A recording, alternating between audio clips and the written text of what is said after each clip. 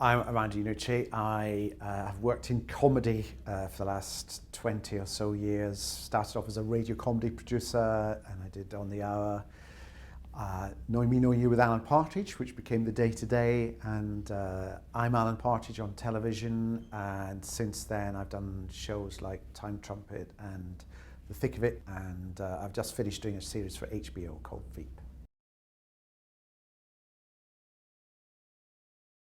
Endless patience, commitment, not being scared of the blank page or the blank word file, and belief, really. Just, you've got to believe that what you're writing is funny. Don't try and write what you think someone else finds funny, but which you don't find funny. Don't sell yourself short.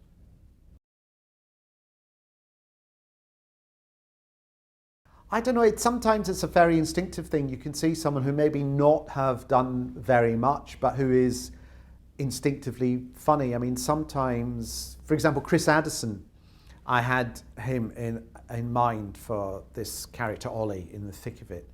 And just because I saw his stand-up, and I felt his character was a bit like Ollie's. And we cast him, and he was fantastic in it. It was only afterwards that I discovered he hadn't done any acting before.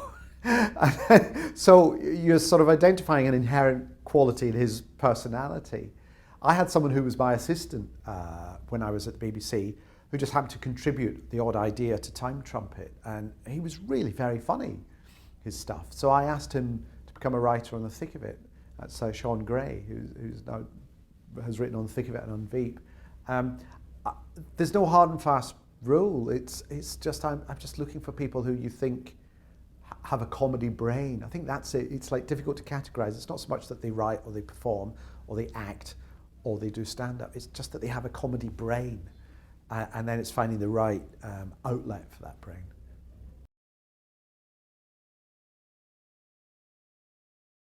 Well, that's strange because all the writers on Veep were actually all my Thick of It writers, so we use the exact same process. But I suppose The Thick of It actually employs a slightly more US style process anyway, in that it's a team show.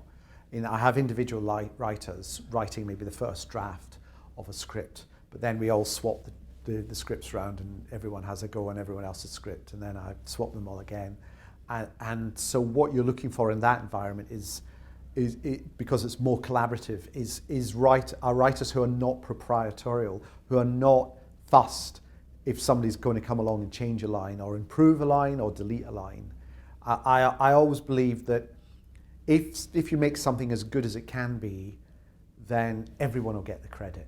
So it doesn't really matter if your scene got cut or whatever. If you've been involved in that process from the start, then you've provided the idea that then someone else has built on, that then a performer has improvised around. You're still as equally valid a part of that process.